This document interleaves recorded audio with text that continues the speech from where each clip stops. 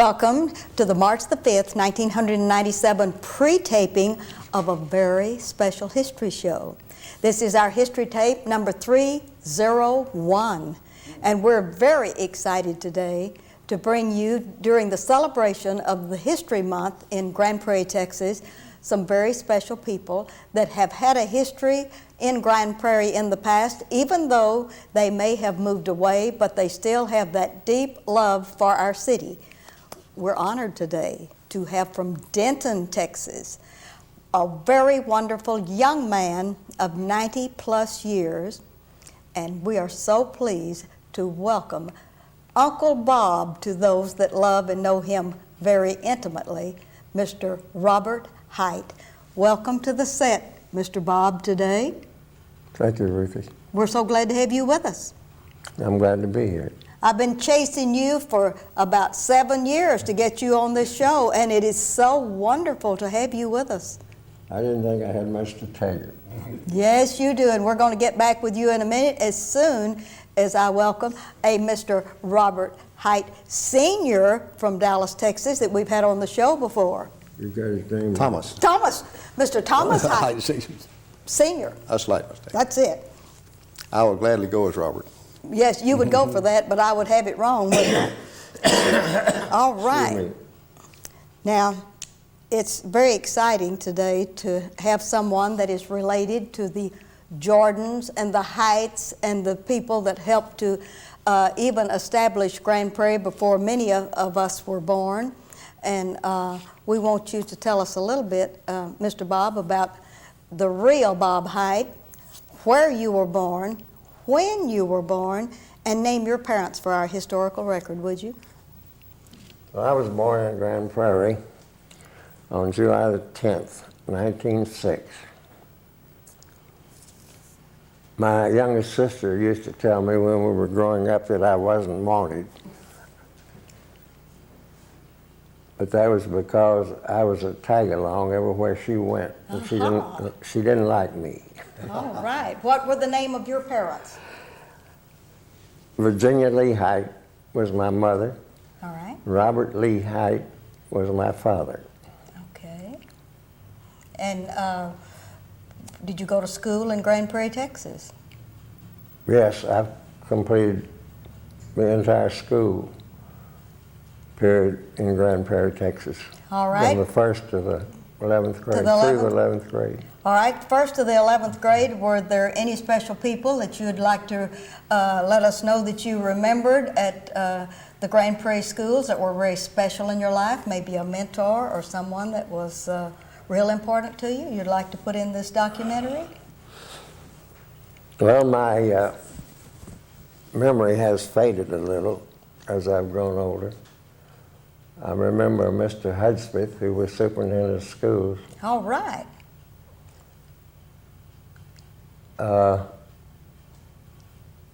I was not in trouble very often at school because I had two sisters teaching there at the time I was in school.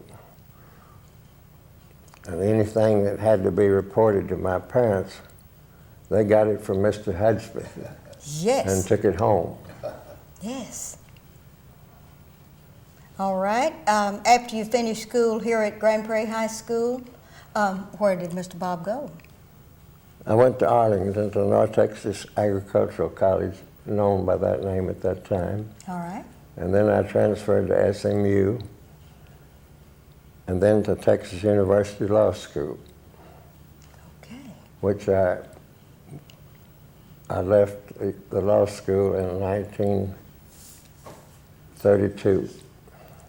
In 1932, you left law school, and did you come on into this area to establish a business, or what?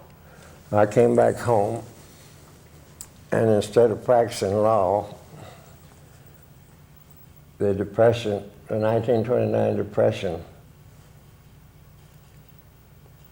was in effect. The big depression. It lasted a long time. Yes. And I took a job with the federal government and made a career out of it. All right. And I believe you have the distinction of being the only Grand Prairie postmaster to have been elected by the people of Grand Prairie. Is that true? Yes, that's true.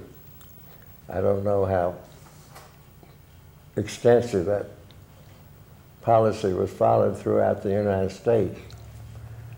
But at that time, postmasters were nominated by the congressman to the president, and the president made the selection. There were three of us running for the position, and the congressman decided not to make the choice himself. He decided to let the people on the routes and in the city vote. So we had an election, and I was selected and was appointed by Franklin Delano Roosevelt as the postmaster. Then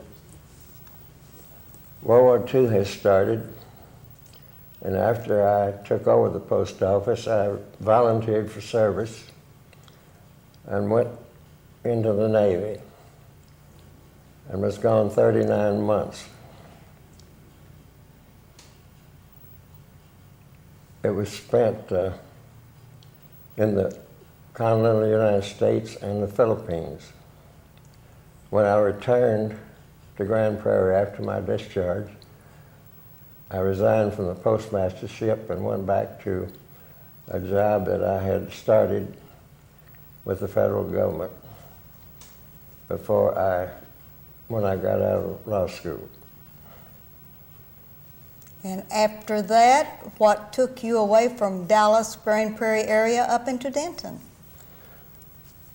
I stayed with the Veterans Administration, the department that I was working for, and at the time of my retirement in 1963, I was adjudication officer of the Dallas Regional Office of the Veterans Administration. Wow. I was in charge of the compensation and pension service for 61 North and Northeast Texas counties. At that, I had bought a farm in Denton, and I sold my home in Grand Prairie and moved to the farm at the time of my retirement. Yes. And we are sad to lose you to Denton County, and we're glad that you have Cecil to help take care of you, and we thank him very much publicly on this television show today for bringing you down today. And aren't you glad you have Cecil? I couldn't do without him. You couldn't do without him. We're going to let you rest a minute, and we're going to talk to Mr. Thomas Height Sr. because he's your nephew, right? Yes. Yes. You pretty proud of him? Real proud of him. Oh, real proud of him. Okay. I thought you were asking me. I'm real proud of him. Oh, that's what I want you to talk about. A little bit about your uncle that's meant so much to you, Mr. Thomas Height. Uncle Bob is the reservoir of our memories, and it's so much fun to go and talk with him. Be careful what you say. One memory of how they got to Grand Prairie. His grandfather, Height, Robert Alexander, the first one buried over in the cemetery, lived out in the Duncanville area. And after he died as a result of a fever he got in the Civil War, his son was born. He never got to see this boy. That boy grew up to be Robert Lee Height, his father. His father. And he went into the cotton gin one time in Duncanville, and there met the best looking lady he'd ever seen, who was keeping books for her father. And he rode up to her horseback and said, "I'm going to marry you." Way to go. And he sure as heck did. And when it came time for schooling, she was very interested in education. Yes. And she got him to move from the Duncanville area into Grand Prairie so they would have better schools. And that's how they came to they sold their ranch there and came and bought the property right there at Church Street and goes all the way almost to the high school. What is now the Hardeman Farm? Yes, ma'am. Yes. Yes, All ma'am. right. And Uncle Bob is loved by my family, particularly because he very tenderly looked after his mother. His father died in 29 when he was a Yes. relatively young man, 63 or 4. And I still remember it because it was raining that day, and my father jumped up from the breakfast table in his shirt sleeves and ran out in the rain and ran from where we lived down on Bonham all the way to home. It's a very dramatic thing for a child. Yes. But thereafter, Uncle Bob lived with his mother and looked after her most tenderly. Oh, yes. And we all love him for that, if not for himself, but for how good he's been to the family. Well, we've celebrated today, before we came to the studio, at the Jordan Bowles home, which is located on Northeast 28th in Grand Prairie. It's a historic site, a historic marker, and of course, one of the places that are near and dear to your family, since your relatives came and lived in that area. Right. And nearby is the cemetery. Correct. On Johnson Street. Yes, ma'am. And MacArthur Boulevard now. Yes. And we gathered at that place for something special. You want to talk about it? Well, we had talked a long time about how special Uncle Bob was, and the only reason that cemetery is as you see it today, is Uncle Bob. I formed a little corporation years ago, but Uncle Bob generously endowed it, and it was fenced and kept, and all of that was entirely his doing. And we were so proud of him and love him so that I'm exhibiting a height characteristic. We're very emotional. Yes, yes, that's all right. That's acceptable on the stage here. At any rate, we wanted him to have something. Yes. And, Mr. Bob, when we were there today at noon and saw that wonderful plaque, and I believe you have a niece that's very special to you that created the wording on that plaque. And wasn't that a wonderful salute to you? Margaret Spike, she's almost a poet when Yes. she writes. Yes, we're going to have her on the show following you in just a minute, and we'll let her talk a little bit about it. But were you impressed with all of this recognition today, Mr. Bob? Well, it was really a complete surprise to me. I didn't know anything about the sign that they erected at the cemetery, but I do deeply appreciate it. Yes, and you got to take a tour of the cemetery while you were there. Yes. And hadn't Mr. Thomas Height done a wonderful job in the trimming, had the trees trimmed? Everything is so beautiful there now. He's done a beautiful job. I've always appreciated the natural beauty of that cemetery. I've often found myself going to it and just sitting there. Yeah. Me too. And thinking about my forebears. And Tom is now in charge of it, since I'm not going to be here very much longer. And he's done a wonderful job maintaining the naturalistic look. Well, I think we could proselyte you away from Denton if you and Cecil would move on down here to Grand Prairie somewhere along MacArthur Boulevard. We would like to have that happen one of these days. I would like to, but the place naturally that I would like to move back into was the one that I built on North Center in 1938. Yes. But they have made some alterations to the house that I don't like. Yes. So I don't suppose I'll be moving back. I believe Hal Thorne lives in that home at this time on North Center Street. It's beautiful. And Uncle Bob has such a beautiful home in Denton. It's on 8 acres and it's Yes. beautifully manicured. And Yes. I think it'd be hard for him to leave that. Yes. Well, we've used up our few 15 minutes. Is there anything else you would like to say on this interview before we leave the studio? Mr. Bob, sir? No, I appreciate the opportunity. Some of it has been a surprise to me, Yes. but thank you for doing it. All right. Yes, thank you, ma'am, very much. And Mr. Thomas Height, we want to thank you for arranging this very special day and for being the president of the Cemetery Association and for caring enough to sit out there with a shotgun during Halloween to protect the property from the goblins and whomever might have been. I was so upset by the terrible vandalism that had occurred. Yes. I didn't know he had done that. Yes, he has done that. And let me add my thanks. All right.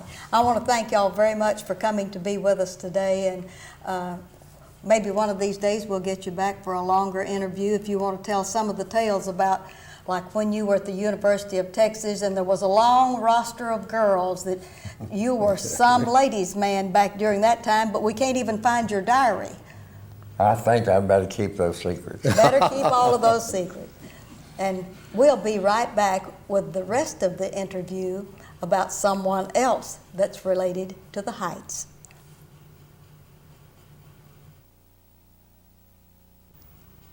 And as we continue our interview on history of the Height family, since this is History Month in Grand Prairie, we're very excited to bring together two major families that have melded into one from the Height side of the family and the other from the Spikes part of the family.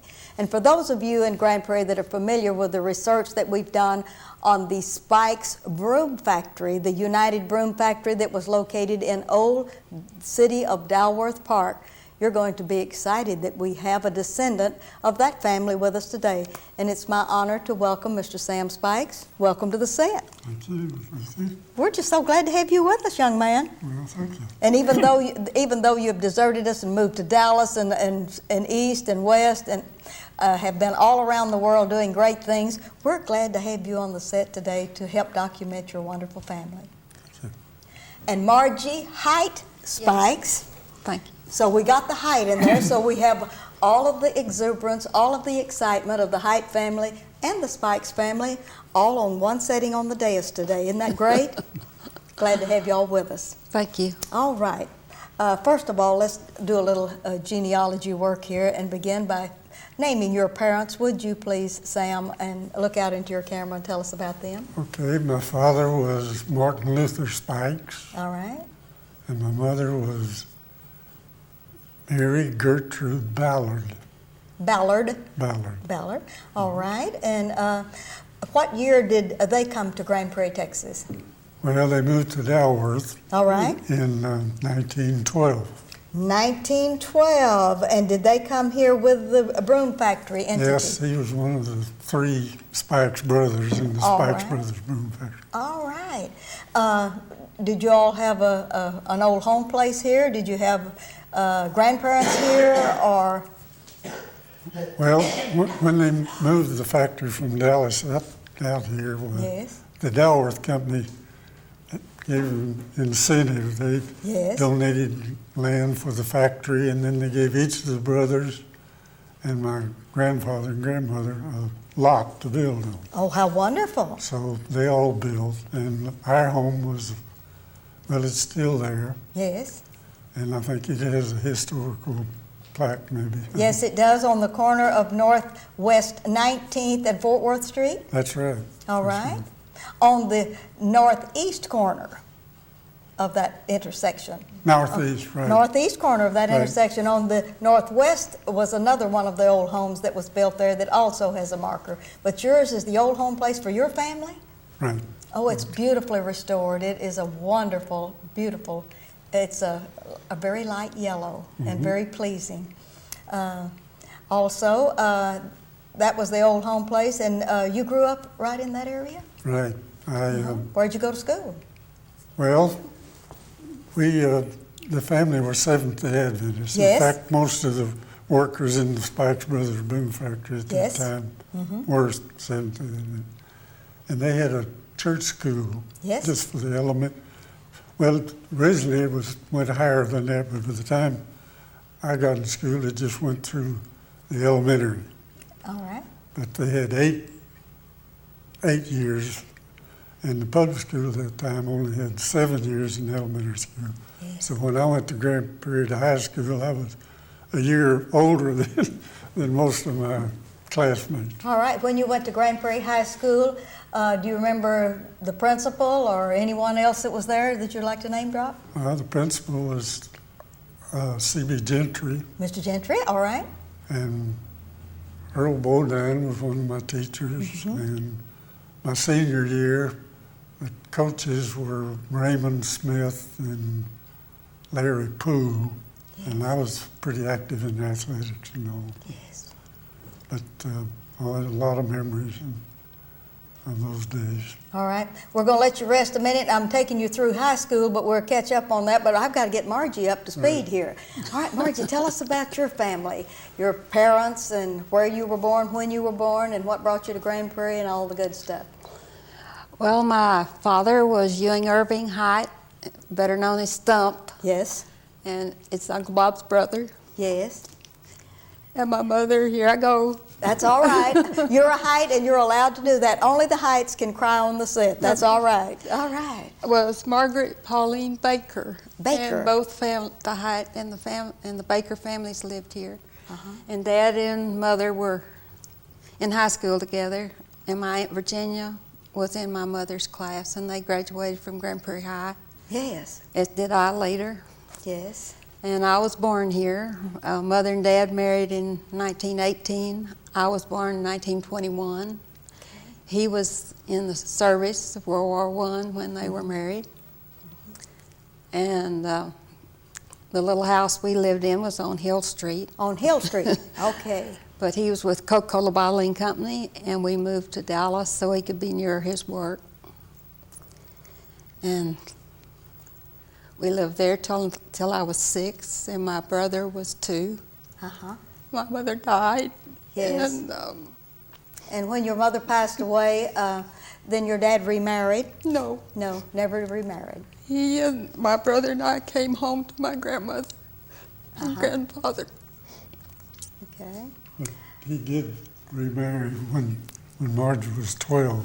When she was 12, When I was 12, he married Verena Liggett. Verena Liggett, And it was known as Verena Liggett Height. Height, yes. All right. And I loved living in Grand Prairie and having Mama for my grandmother. Yes, that was wonderful. That was great. And we roamed that pasture. There were 40 acres. 40 acres with the house. Oh, yes. And we played on all 40 acres. All right, did you have special girlfriends or any? Marietta Lucas Marietta, okay. was my best friend. She lived in the next block. Yes. And Margaret Wagner lived at the corner. And I used to love to go down to their house, and every night my grandmother, I called her Mama, but she had to send for me to bring me home. Because you'd want to stay, wouldn't you? Yes, and it was just a wonderful childhood. That's great. Where did you two meet? Well, I don't know. He was in college and I was in high school, and his sister, Mary Frances, got to be one of my best friends. Yes. And when he'd come home from college on the weekends, he'd show me his annuals, and I had a real heavy crush on him, but I didn't dream we'd ever marry. Yes. And then when I was in college, he was in the Army. Yes. So when he got out of the Army and came home, I was about the only eligible Girl left. So he had to settle for me. Oh, that's wonderful. We'll get back with you in a few minutes now that we have you all together and married. What did you do for a career then, Mr. Sam? Well, I went to North Texas State up in Denton, and by the time I finished my senior year, I had decided that I didn't want to be a teacher. All right. But I went ahead and did my practice teaching and all that, but I knew I didn't really want to be a teacher. And you sure didn't want to run the broom factory? No, but that was the last thing I wanted to do. And there's a little story about that. I'm real thin-skinned, and that broomcorn dust just gave me a fit. Oh, yes. I would- Understand that. I couldn't wait to take a bath. In fact, I would run all the way home we lived about three-quarters of a mile. And I would run as hard as I could all the way home. And about the time I got to the McElhaney, I started undressing. And there better not be anybody in that bathtub because I was going to join them. But I never, Dad understood. He knew I didn't want to be it, so he didn't put any pressure on me to go into the business. But I majored in chemistry, and there was a company in Dallas called Geophysical Service Incorporated. Yes. In fact, it was the parent company of Texas Instruments. So I knew that they were looking for, I'd heard from a friend of mine that was working here that they wanted some more chemists. They had a geochemical department at that time, which was entirely foreign to their regular geophysical seismic work. So I went they had offices in the old Republic National Bank building. And I went there, and Eric Johnson, Yes, who was Mayor. mayor yes. and chairman of the board of the TI and all that. At that time, it was a small company, and he wore about 3 or 4 hats, I guess. He was personnel and treasurer and whatnot. But anyway, that day he interviewed and hired me. And so I worked then at this lab until I went in the service. And But after, I continued to live at home and rode back and forth on the bus and Yes. lived up in Delaware. and when you got back from the service, did you go back to them? I went back. In the meantime, they had sold the laboratory, Yes. and so they asked me if I wanted to become part of their seismic work, and I said, well, I didn't know anything. It was Yes. foreign to me. I Yes. didn't have any idea what they did, really. And they said, well, you can learn, can't you? And I said, I'll try. So I went to work in,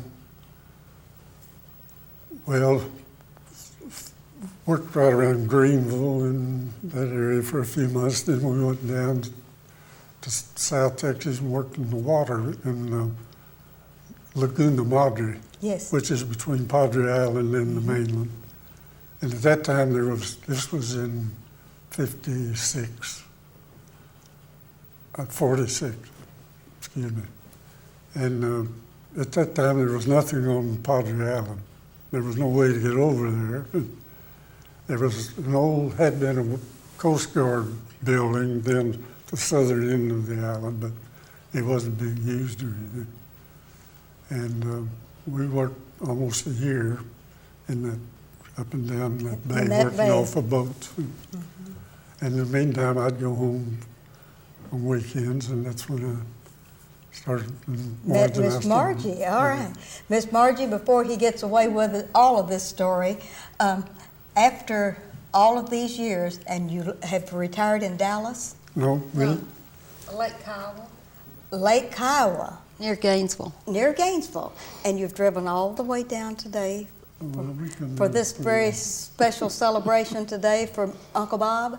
Yes. Oh, that is great. And Margie, we will testify that she is the best cook in the whole lot, because her angel food cake today was out of this world, wasn't it?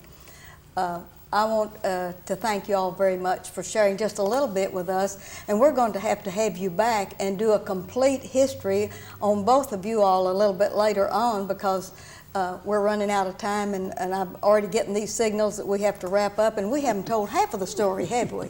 But the people in Grand Prairie, Texas will know that there's someone from the broom factory originally that didn't want to stay in that and have gone out into all of the world doing other great things with Marjorie by your side. Thank you all for being with us today. Thank you. And this is Ruthie Jackson reminding you that history is as we do and live, and that isn't all of the rest of the story.